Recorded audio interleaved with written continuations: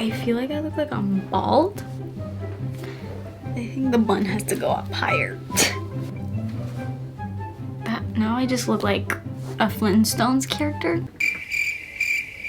Okay. Hi guys, it's Xenia. Welcome back to my channel.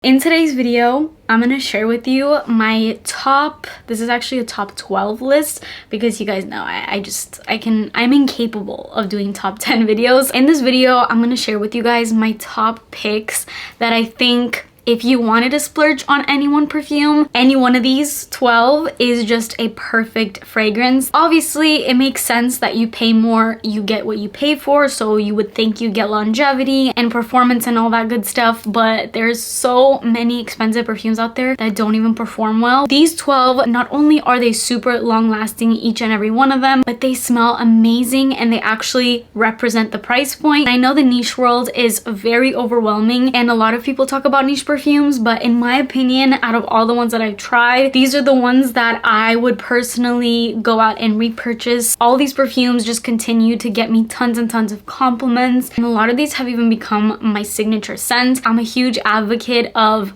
you don't need to spend a lot of money on a perfume to smell amazing. And you guys know the majority of my videos all focus on more affordable perfumes, but if you wanted to splurge and you didn't know where to start, I think this video is a good place to start. Every single one of these is a 10 out of 10. They all have different vibes. So if you love sweet perfumes, I have those options here, as well as fresher scents, woodier scents, unisex scents. I have a little bit of everything. I do want to say, because these are niche fragrances, I don't recommend that you blind buy any one of these. Even if it's just the most amazing, non-polarizing fragrance ever, I'm not ever going to recommend you blind buy a $200, $300, $400 fragrance because you just never know. With perfumes, you can't always return them, so I don't want any of you guys buying any one of these and you don't like it and you just wasted a whole lot of money. So I'd recommend, if you're interested in any one of them, either get a sample. A lot of these you can find in more high-end stores, like you can find a lot of these at Saks or Nordstrom's. So with all that said, let me show you my top 12 picks for the absolute best niche perfumes out there that are actually worth your money. Please subscribe to my channel if you haven't already and turn your post notifications on, and let's get started. Starting off with my first pick, this is Naxos by Xerjoff. This perfume has become my signature scent. This video is not sponsored, but the way that I first got acquainted with this perfume is actually from Scents Angel, which I've worked with them in the past.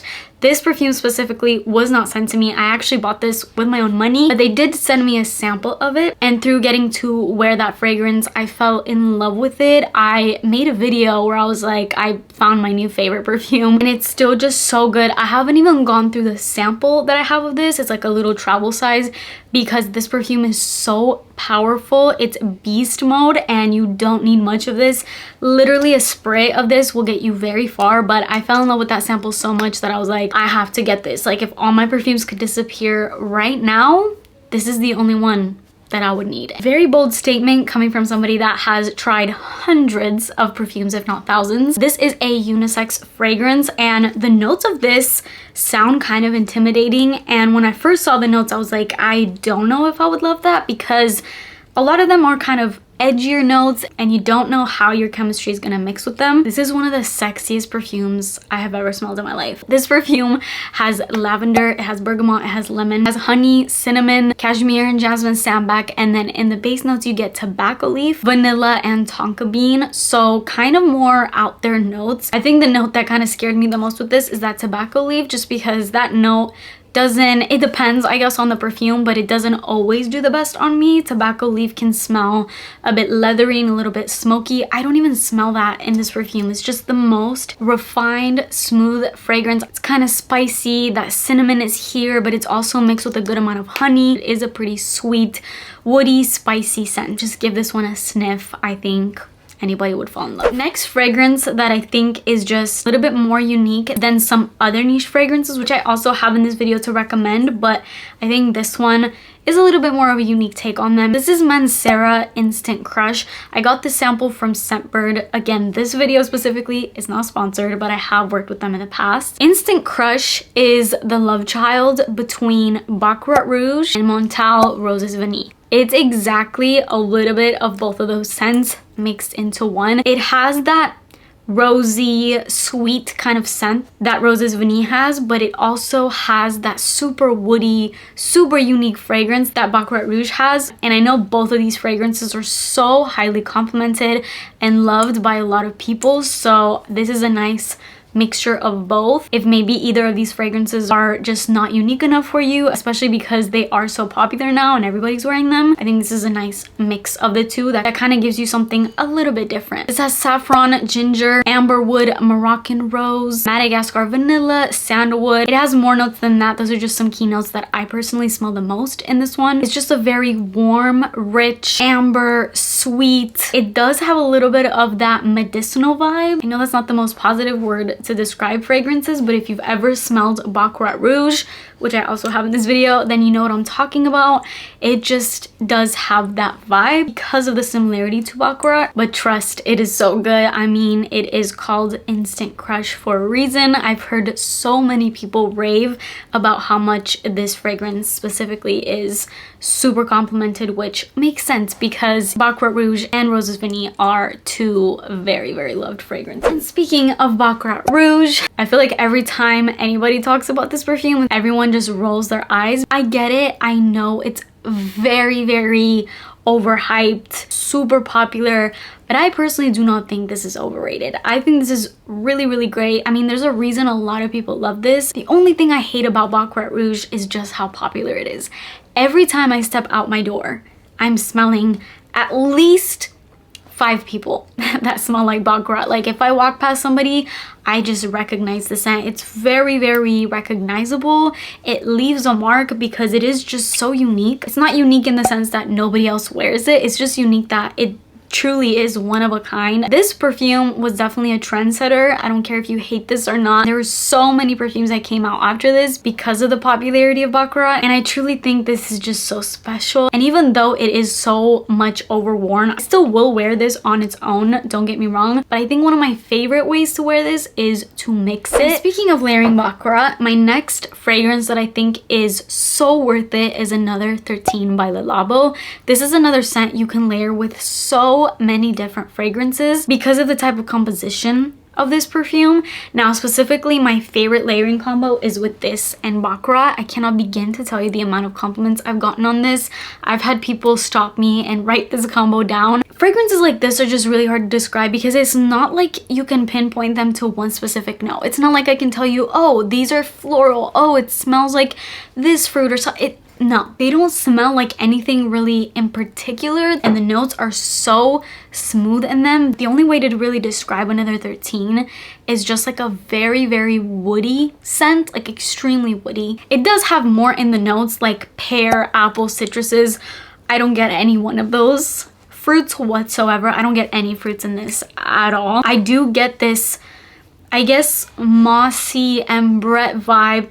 And definitely the biggest part of this is the ISOE Super, the Cedalox. It's that your skin but better kind of scent. That brings me to my next scent, which is Molecule 1 by Escentric Molecules. This is a fragrance that, once again, you can mix with everything. That's why I love these perfumes too, is not only can you wear them alone, but there's a lot more uses to them, so it just makes you really love the fragrance that much more because they enhance so many other perfumes, which makes them kind of a two-in-one. Molecule 1 is unlike your typical perfume because it's technically not even a perfume.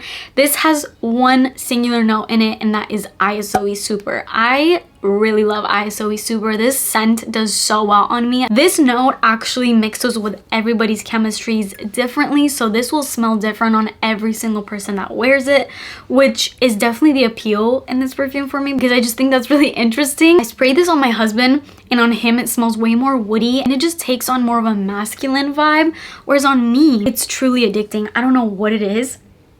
It's just one of those scents where I just am captivated. Maybe this is not everybody's vibe with this perfume. Some people even say they don't smell this perfume, like it smells like nothing to them, which is so odd to me because I smell this heavy. But there's also been instances where the person wearing it cannot smell the perfume at all, but then somebody will walk in the room that they sprayed it and they'll be like, oh, it smells very strongly of perfume in here. So it's just a really odd fragrance. It's very unique. Everybody picks up something different in this perfume. And when I say you can mix this with any perfume, I mean absolutely any perfume. The freshest of the freshest to the sweetest of the sweetest.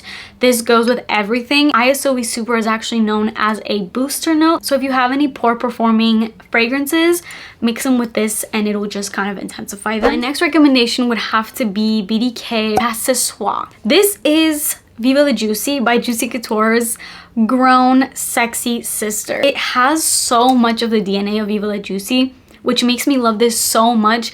But as a 25-year-old, not saying that I'm super old or anything, I just want sometimes to go for something a little bit more mature. Don't get me wrong, I still love my Viva La Juicy. Fragrance does not have an age. You can wear whatever you want whenever. But hopefully some of you can relate to what I'm saying. Sometimes I just want to smell a little bit more mature. And this is, just like I said, the sexy sister of Viva La Juicy. There's just a little bit more woodiness, a little bit more richness to this. You can just smell how much more luxe this fragrance is. The standout note in here for me is that quince. I know I always say quince, but you guys have let me know that it's pronounced quince.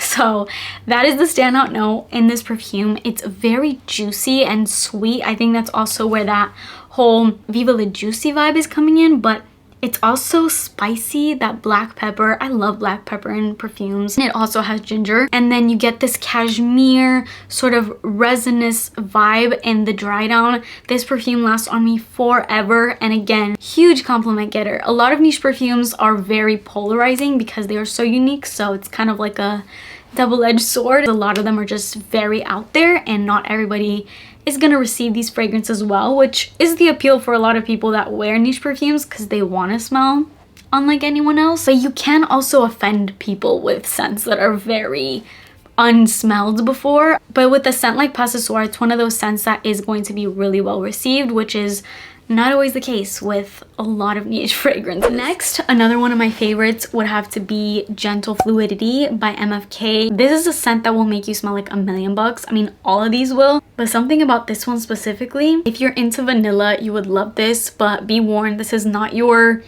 vanilla ice cream kind of vanilla, okay? This is a very, very intricate, complex vanilla. You can tell by the sort of purple hue of the juice that that vanilla has just aged to perfection in here. It's so rich and almost jammy, like a vanilla jam of some sort. It has juniper berries, which is definitely there. It's a little bit spicy, it has coriander and nutmeg. In the base you get vanilla, so that's where that vanilla scent comes in. You also get caramel. So this perfume is actually very, very sweet, and it's also a little bit resinous. It has amber wood. It is such an intoxicating scent. And another thing about MFK, they are pricey, yes, but these fragrances last like no other. They are beast mode. This one, Baccarat Rouge, and so many others that I've smelled from this house are just incredible performance-wise. Next up, I have Merchant of Venice Venegia 21. This is probably the most polarizing that I have in this video. I don't think this is gonna be for everybody out there because it's very strong. I know I said all of these are beast mode, but this one exceptionally is beast mode, and it has oud in it, which is not for everybody. This freaking bottle weighs 300 pounds. The cap alone is so heavy. This has praline, it has cinnamon, saffron, it has oud, it has patchouli, akigala wood, it has incense in it, patchouli, sandalwood, it has a little bit of vanilla too. There's a lot of sweetness to this, but it's a very powerful, kind of edgy, spicy, and oudy type of vanilla. It's very strong and borderline a little smoky. There's just this darkness to this. This perfume smells really mysterious, and it does have this huge sex appeal to it. It smells like the fall time, the winter time, not in like a pumpkin-y way. It just smells like, I guess, that crisp fall/winter air, you know? At the bottle, I'm almost getting a little bit of a commodity milk vibe, slightly. It's a lot more complex than that scent, but it has that toasty, sweet, almost toasted marshmallow element that commodity's milk has, but just with a whole lot more going on in it. So yes, this is a very powerful scent, be aware of that, but it will give you longevity, performance, and everything. This perfume is by Micallef. This is Ylang in gold. This is the go-to. Actually, I have two more sexy vacation beach goddess scents, and this is one of them. Ylang in gold obviously is a Ylang type fragrance, but there's also vanilla in here. It's a very creamy floral scent, but it also has coconut, and it smells like suntan lotion, but in a very lactonic way. It just smells like a beach goddess. Truly, I'm gonna be taking this to every single beach vacation that I have. A lot of people talk about this, but now I finally get it. And living in Florida, this is the weather we have here 24/7, which I will not have forever because I'm moving out of this state and this country. But I feel like having winter will make me appreciate summer that much more. I've definitely gotten way too used to the hot weather, and not almost, but I've started to hate the hot a little bit. When you live in one climate for so long, it just gets so tiring. I just crave the cold weather so much, and I think that's why I get so excited for the fall and winter, which I feel like is so opposite. Most people look forward to the summer, but because that's all we have here, I look forward so much to that like 1 week of cold weather. By cold, I mean like 60-degree weather that we have here. Jo Malone is a house that can be a little bit hit or miss. Their fragrances are very pricey, but a lot of them don't perform. And that's kind of a infamous thing about this house, which is so disappointing because these perfumes smell so incredible. I think the reason why a lot of them just don't last is because they are a lot more on the fresher side, so they're a lot lighter, and so there isn't any of those more rich kind of notes that make them more powerful than your typical scent. That's just a theory that I have, at least. But I think that's why this one specifically is a lot more long lasting than pretty much all perfumes that I've smelled from this house. This is Scarlet Poppy, and this is Cologne Intense. So usually most of the Jo Malone fragrances come in the clear bottles, whereas the intense ones, these are supposed to be a little bit stronger. These ones are in a darker bottle. This is like a ruby red. This has ambrette, it has fig, and I love that fig note in here. It's so sweet and delicious. It has orris, it has poppy, of course. I mean, it's called Scarlet Poppy. I absolutely love this note. I grew up with poppies, and so they're just very nostalgic and special to me. And this also has tonka bean. It's very rich and creamy, definitely still fresh, but in more of a dense fruity kind of way. This is forever going to be known as the perfume version of Velvet Petals by Victoria's Secret to me, because when I discovered that this smelled like velvet petals, I fell so in love with this, and I'm still so in love with this because Velvet Petals continues to be one of my favorite body mists ever, and this is just like the more intense perfume version of that. So if you love Velvet Petals, you love Scarlet Poppy by Jo Malone. Coming down to the last two fragrances in this video, I have Mancera Roses Greedy. This is an incredible rose fragrance, which I'm normally not a huge fan of, but the rose in here is stunning. Even though I don't like a really synthetic, overly mature kind of rose, I love a rose that smells like rose water. I am obsessed with rose water. It is a part of my daily routine. I spray it on my face like 55 times a day. I just love the smell. I spray it more because something about the smell is so therapeutic to me. It's so refreshing, and it just brings me back to my childhood. I used to actually make my own perfumes when I was a kid. Like, we would gather up little flower petals and crush them, and it was a whole thing. And so I think that's why I love this perfume, because it just smells like crushed up rose petals in water, which is rose water. It's got black currant in it, it has coconut, it has vanilla, it has amber, it has sugar even. It's a good amount of sweet. It's actually pretty much like a more intense, richer version of the OG Juicy Couture perfume. It smells so much like that perfume, and I love that scent, and I think that's what makes me love this even more. And the last fragrance that I have in this video is by Moresque. This is called Sole.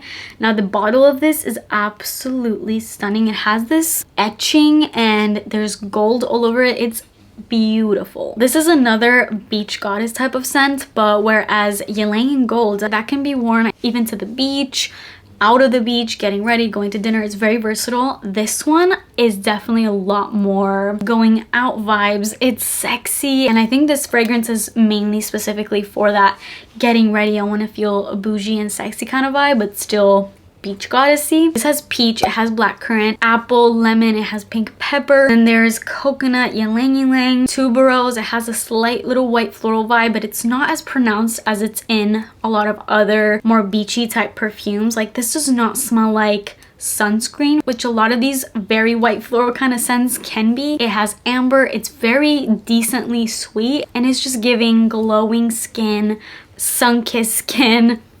Beautiful. That is it for this video. I hope you guys enjoyed it. Hopefully this gave you a little bit of an idea of where to start if you are getting into niche perfumes, or you just kind of want to narrow it down to some options, because I know this can be very, very overwhelming and it's a lot more to lose. They are higher risk fragrances. I highly recommend getting samples. Even if it's a fragrance that somebody tells you it's a very safe blind buy, it's still very hard to blind buy a perfume that is $300. Even $100 is hard to blind buy, let alone $200, $300, $400. So I recommend you get samples or smell the testers before you get any one of these. Let me know if you have any of these. I would love to know your opinions on them down below, and let me know what your #1 niche perfume is that is actually worth spending the money on. That is it for me today. Please subscribe to my channel if you haven't already, and turn your post notifications on, and I will see you in my next video.